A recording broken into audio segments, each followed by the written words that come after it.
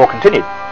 Then we discovered that, unbelievably, at a UN position about a mile from Karna, run by the UN's Force Mobile Reserve, which is made up of all the nations who are involved in the peacekeeping force, which means Irish, Norwegian, French, Finnish, Ghanaian, Polish, that a young Norwegian soldier there, as the shelling began, pulled out his amateur video camera and started taking pictures.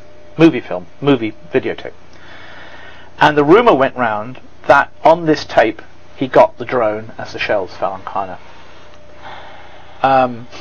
Again, let us go back to the day of Karna. As we're driving into the base, we can see the shelling, and Commandant Smith actually calls up the Fijians and said, "Is that you under shellfire? Are you still under shellfire?" And they said, "Roger, Roger." And then he goes back to Nakura again and says, "UNIFIL headquarters, Fijian headquarters is still under shelling. Repeat, it's still under shelling." Very important little bit, because this was said, as we later found out, while the drone was overhead. Anyway, as the days followed, we heard about this film. Then we were told, I was told by one soldier, that he didn't know even if the drone was caught on the film or not, and if it wasn't there, then it was just a film of shelling. Then I was told, I went along to the burial after the ceasefire, the burial of the 109, as we now believe it was, victims, of whom 55 were children. Mass grave, and they're buried just beside the camp where they died. They're buried within feet of the place of their death. And many of the young Fijian troops there were crying, because they knew them. I mean, some of the soldiers, you know, in the evenings when they thought Karna was safe, these refugees had been there several days, the Fijian soldiers were, you know, taking the babies from their mothers and rocking and putting them to sleep, and then they had to pick up these same babies in pieces. So for many of these soldiers, they were very, very upset, deeply shocked at what had happened. And one of them came up to me and he said, "Mr. Robert, I think there was a film, but I don't know if the drone was on it." Then I learned that the Norwegian soldiers had been told to give the film to the UN investigator, General von Kappen, that it had been taken to New York, and that they were not to talk about it or reveal anything about it. I was also told that the contents of the film would never be made public, and that Boutros Ghali was under great pressure from the Americans not to publish the UN investigation. And I was, as a journalist, pretty depressed at this, because I was after this film. I wanted it. I don't like technology, but I wanted this videotape. And one day, I think it was 2 or 3 days later, I was sitting at home in Beirut, and my wife was working in the sitting room, and I was working in my office, and my mobile phone went. And the voice of the UN soldier I had met came on the phone, and he gave a map reference, and said 1300 hours, and hung up. And I pulled out the map and went, and it was a crossroads near Karna, and I've never driven to southern Lebanon so fast in all my life. And I was there at 1300 hours, and I sat in the car and waited in the heat. And in the mirror I saw a white UN Jeep pull up behind me. And out of it climbed a UN soldier in battle dress and blue beret. He will have to remain anonymous. And he walked up to me and he said, "Mr. Robert," I had met this person before. He said, "Mr. Robert, I saw the film and I copied it. The drone is on the film." He said that he had 2 children at home of his own, the same age as the children he carried dead in his arms at Karna. And he pulled the videotape out of his battle dress pocket and threw it onto the passenger seat of my car and said, "This is for them." And I thought to myself, I've never seen a soldier take such a brave decision. Big powers. Only Boutros Ghali. Yes. Well, wait. Counted on. Big powers can still try to cover up, but little men can still sometimes win. I took the video back to Beirut and I played it, and you saw the shells falling on Karna, and it was a very amateur film, very, very amateur, totally uncut. At one point, a Norwegian soldier puts his head in front of the camera, apparently not realizing, makes a silly face. You hear soldiers laughing and chatting, and then you hear the radios going, and then you see these shells coming in. Let's watch it. Okay. Sure. I'm Mark Brzezinski. This is Mideast Realities. Our guest is Robert Fisk, and I understand this is the first time that on American television this film is going to be shown. Ever in its full and uncut state. It's the first time ever in the United States. Yes, that's true. Thank you very much for giving us that opportunity, and just hearing you describe what took place there, it's chilling to sit with you and hear you describe it. I can't imagine. It is not as chilling as to be there. That I promise. I can't imagine what you described in person. So we'll watch the tape, and maybe you can narrate anything that's I'll talk you through it as we. I think you should listen to part of it. Listen to these shells, for example. Now that's Kana where the smoke's coming from. That's the UN base. Now these are real shells. This is not Hollywood. These are proximity shells. There's another one. They're bursting approximately 9 meters off the ground. They're intended to give amputation wounds. That is their purpose in military. That's what they did. Yeah, and that's what they did. You can just see that puff of grey smoke above there. That's a proximity shell that's burst above the ground. Right. There's another one. All this film being taken. You see the bit of barbed wire closest to the camera? Yes. That's the perimeter of the 4th Mobile Reserve position from which the Norwegian soldier is taking this film. Quite a windy day. You hear the wind going across the mic there. Very amateur videotape, but of course historic now and tragic in every sense of the word. You have to remember here that lots of soldiers at this base are watching this. The shelling went on for 12 minutes. There were 17 minutes. 17 minutes, yeah. With a pattern of firing. I'm not a military person, but one of the giveaways is... They fell regularly throughout it, yeah. As you can hear, here are some Norwegian troops who are watching. Again, you can see in the background Kana, and on the right, actually, another puff of smoke where a civilian house was hit outside the base. You see, interestingly enough, these soldiers are standing out in the open. They're not worried they're going to be hit. They don't assume these are stray rounds or they'd be in the bunker. That's a very important point. Right. And they're standing, up in the most exposed position, just watching this, assuming that it's what's meant to happen, because they're not worried about their life. Norwegians are beginning to talk about it now. Now there you see on the left that big cloud of smoke that's gathering. That's all the Israeli shells over Kana. There goes another shell over. The shells are being fired from the left of the screen here, and of course they're not going across. They're coming down on top. They're fired at a high trajectory and coming right down from on top. Very amateur film again, but you can see the degree of... There's another... you can see where another proximity shell has burst above. That grey smoke at the top that hangs in the sky. There's always a fool on the videotape. There's the guy making the face. Now you hear the Norwegian radio commentary coming on to UN headquarters, warning that something terrible is happening. They're beginning to realise that something awful is going on, that there are people who are exposed down there. They're not all in the bunkers. And still the shelling is continuing. Oh, there's another shell. They're speaking Norwegian. They're talking to each other about what must be happening in Kana. Very soon you'll hear the UN radio traffic headquarters talking.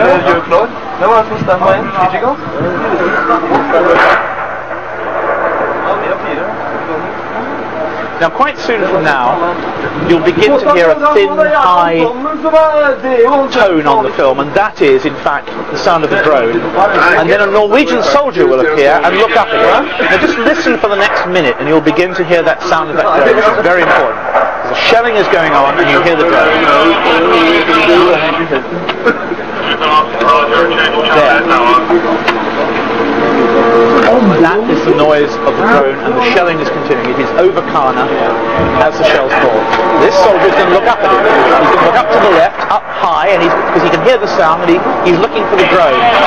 And now, there's the sound. The shells fall on Kana, and the camera will move up, and you will see the drone just briefly. And there it is, taking photographs right in the middle of the screen. The Israelis also said they had no helicopters there. You heard the shell fall as we saw it. In fact, there was a helicopter watching the scene. You can see it coming up in just a moment. There's Kana still under fire. And you'll see a helicopter flying over, dropping phosphorus flares to mislead heat-seeking missiles that might be fired at it by the Hezbollah. There's one flare come down, and a second one. And in a moment it will drop a third flare, and there is the third flare, made of phosphorus, and that's the helicopter over Kana. Now the camera moves back, and you will see the conference room. In the very centre of the screen, you can see the flicker of fire. That is the conference room in which up to 50 people are being cremated as you watch that bit of film. They're dying in there now. Now that's Commandant Smith's voice. Roger. And he says, you were with him. 3-4, Roger, out to you. Hello, Unifil, Unifil oxygen for 3-4, over. Unifil 3-4, did you copy that? Over. Copy that. Did you read it? Say it again. 3-4, VG Bass headquarters is still under shelling. VG Bass headquarters is still under shelling. Now that is Commandant Smith's voice, and I'm sitting next to him. He's just on the other side of that hill with me, and we're heading for Kana. And he's on passing their radio messages to the operations room at the United Nations. And now the Fijian officer goes on and speaks in his own language to a Fijian at headquarters to explain exactly what's going on. Still you hear the drone, you can hear it over the top, you can't see it now, but you hear it. Now we see Lebanese people trying to get the wounded to hospital, and we're in a UN vehicle heading up to the helicopter pad where they're going to try and evacuate some of the wounded. This is through the streets of Qana, in the back of an armoured vehicle going up to the helicopter pad where they're going to try and get the wounded out. Again, very amateur piece of film. You can hear the chopper in the background. In the ambulance you see in the foreground there is a wounded man. A lot of chaos. On the far right you can just see a Fijian UN soldier taking photographs for the record, for the historical record. In the middle, it'll become more visible in a moment, an Italian helicopter pilot, a NATO pilot. There he is, the camera. The pilot of the chopper behind us, so to speak, as we watch this, arranging for this passenger to be put on board the chopper, this wounded person. A lot of chaos. For example, here's a Norwegian nurse with a Fijian soldier trying to carry a stretcher, and in all the chaos they actually drop the stretcher virtually, as you'll see now. Not the best way to look after wounded people, but fortunately there's nobody wounded on the stretcher. There's another wounded man being taken across to the helicopter, you can see in the background.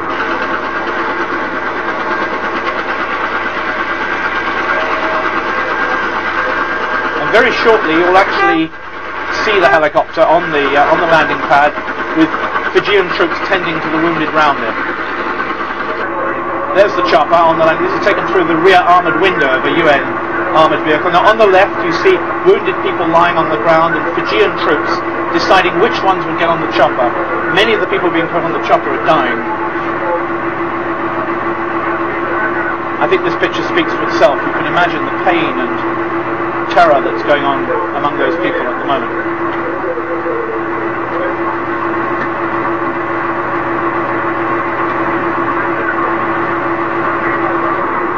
This is a Fijian soldier, very badly wounded. He almost lost his leg. He's being put in the ambulance for transport down to the medical centre at UN headquarters at Nakura on the Lebanese-Israeli border.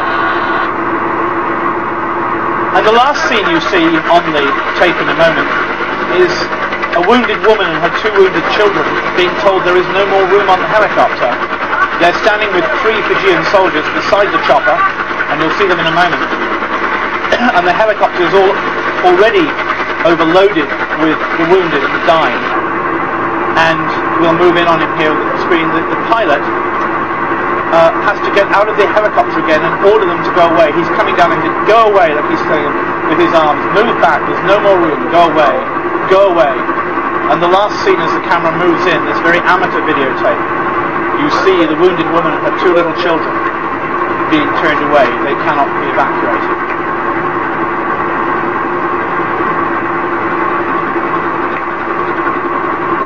And that's where the tape ended. I'm Mark Brzezinski. You're watching Mideast Realities, and you've just watched the first time that this remarkable videotape from a historic massacre. I think the name Qana now goes down in the history books with Deir Yassin, with a whole series of massacres that have taken place since 1948. By all sides. By all sides. But nevertheless, the magnitude of Israeli technology, the magnitude of Israeli attempts to cover up. I think you should say as well the magnitude of American weaponry. Those shells were made in the United States, and the artillery that fired them were made in the United States. That is a very important point. And the money and the political cover that makes it all possible, and that makes the cover-up all possible. That's you talking. That's you talking. Look, I spent so long investigating this massacre that perhaps I'm being too finicky over facts, but I don't think so. I think it's very important to get every possible detail right, not least because the Israelis got them wrong. What was interesting is that after this videotape came out, what happened with me, by the way, I got the videotape and took it back to Beirut. I saw this, of course, for the first time, and this was within days of the massacre, so it was even more powerful then than it is now, almost exactly a year later, and the anniversary was in a few days of the massacre, first anniversary. And I duplicated it about 20 times. I sent copies to London by air. We brought all our editors in on the Sunday afternoon, because I got it on the Saturday, and we filled 3 pages of our paper. The front page with a strip of photographs that showed the drone, and 2 inside pages, pages 2 and 3. We just turned the paper over to this film. And then the UN said they had to film, and then they published the report. Now, I'm not saying they did it because we got our hands on this film, though I've been told that that's quite possible. What did happen afterwards, we gave the film to everybody who wanted to see it, including Israeli television. I actually carried a copy down to southern Lebanon and gave it to the UN to give to Israeli channels. And they did show the picture of the drone. After this all became public, the Israelis said that in their haste and their desire to help the United Nations at the time of the massacre, they had made a mistake. And indeed there had been a drone, but it was on another mission. And they didn't say what the other mission was, and I never found out what the other mission was. But I think at this point, journalism has to end and the facts of history take over. Well, the facts of history are that Boutros Ghali watered the report down, but even after 4, I understand from people at the UN, there were 4 different watering downs of the report before it was know released. there was one watering down, but I don't know about the sequence of others. But I believe there is an original report which is much harsher than the one that came out, which concluded that it was probably not in error, which is a diplomatic way of saying they believe it was deliberate. Our time's limited. We've only got a few more minutes. I want to go back to the peace process. You say it's dead. Mm-hmm. You say the death started at Oslo, although there was a carcass to stick something in at the time. But where are we going? Let me just say this. I think it's important to say it. I don't think any journalist, even if he got it right, should take any satisfaction out of what happened, or even cynical laughter. I think that the results of what have happened, and this is what we're coming to, are going to be very grim. And I've just bought my first flak jacket for Lebanon, which shows you how seriously I take it. 14 kilos, $1,500, very heavy. I think very terrible days may lie ahead of us. Not just because... Flush that out. Well, I'll give you an example. I sat in a Palestinian camp in Lebanon a few days ago, and the Palestinians there were military people. They were taking phone calls from Gaza and the West Bank, and they were quite clearly ensuring that Palestinians who had fought in the Lebanon War and who knew how to do street fighting were in the towns and cities of the West Bank and Gaza, because they believe that the Israelis are going to try and go into those towns, that there will be violence, that maybe there'll be suicide bombings, and let us not disguise the wickedness and evil of killing innocent people, innocent Israelis, but that the Israelis will find a moment to go into some of those towns, and the Palestinians, I think in many cases, are ready to try and fight them. And this is not an intifada with stones and burning tires. I'll quote you what one Palestinian said to me in the Ain al-Helwi camp in Sidon, who is intimately involved in conversations over the telephone with the West Bank Gaza. He said, Intifada 2 will not be stones and burning rubber tires. There must be a qualitative difference. There must be direct contact with the Israelis. And he's talking about a shooting war. The greatest fear of the Palestinians is that the West Bank could be overwhelmed and Gaza would be allowed to be isolated and starved and surrounded. I, like any sane person, would hope that none of this ever comes about. But clearly, a lot of people are talking about it, a lot of people are preparing for that eventuality, and it isn't difficult to see how, if this happened, the spillover into Lebanon, where the ceasefire committee that was set up following that massacre no longer exists because the Syrians no longer complain. There is therefore no further meetings between the French, Americans, Lebanese, Syrians and Israelis in the south of Lebanon, which means there's no more control on the fighting there.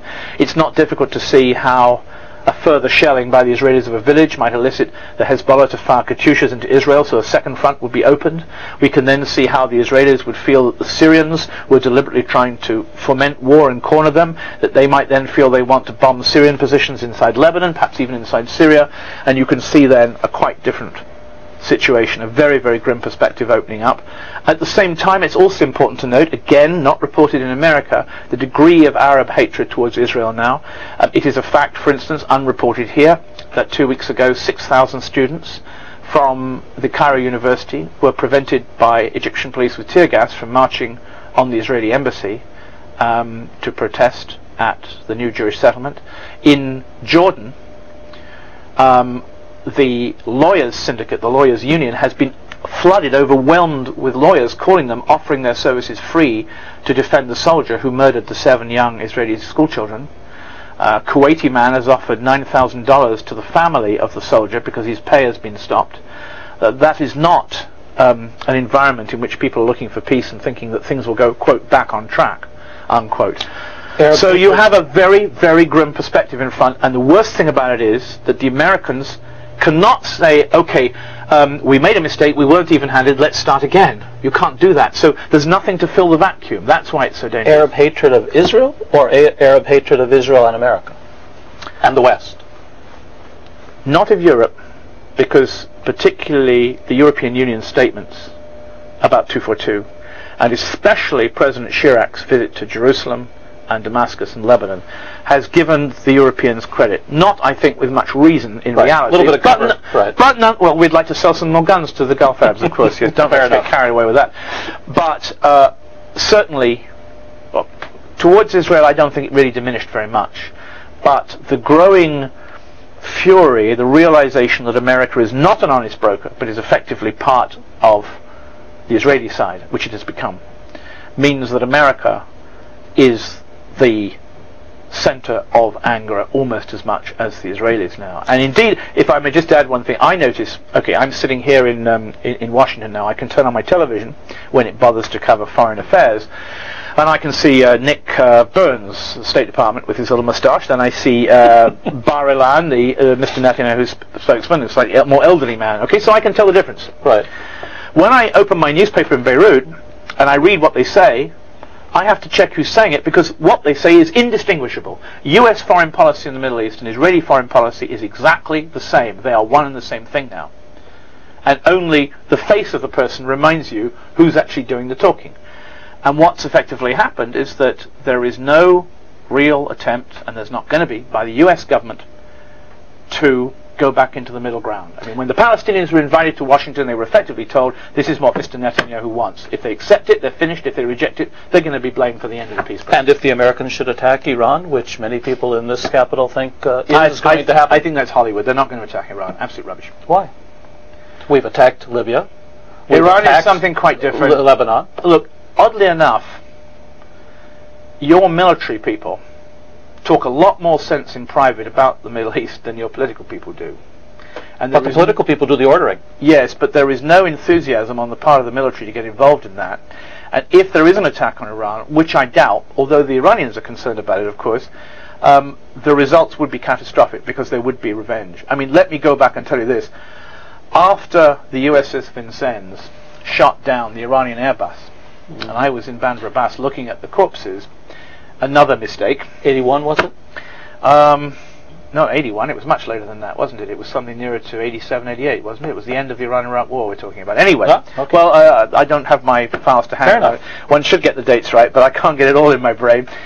After that, I remember in that warehouse in Bandar Abbas, surrounded, I mean, there was a little girl in her wedding clothes. She was going to be a bridesmaid in Kuwait, taken out of the sea, looking if she was just asleep in a coffin. There were other people chopped up in bits. I mean, another massacre.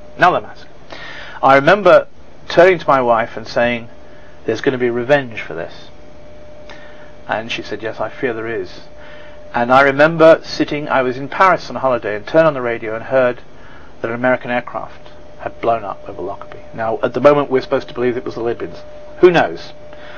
But I cannot get out of my mind the thought that there was an element of revenge for the Vincennes. You were just with Osama bin Laden somewhere. Afghanistan, was it? Yes, in fact.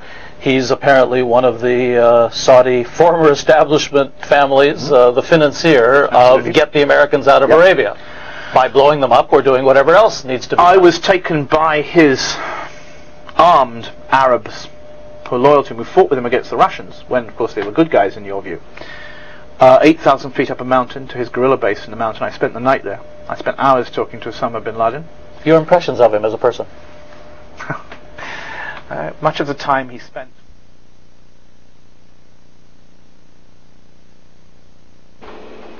I'm Mark Brzezinski, your host for this weekly program, Mideast Realities, and thank you for watching. If you too are concerned about the situation in today's Middle East and about U.S. policies toward that crucial region of the world, and if you'd like to meet like-minded persons, why don't you come to one of our weekly social meetings? I'll be there, of course. Just give us a call for details.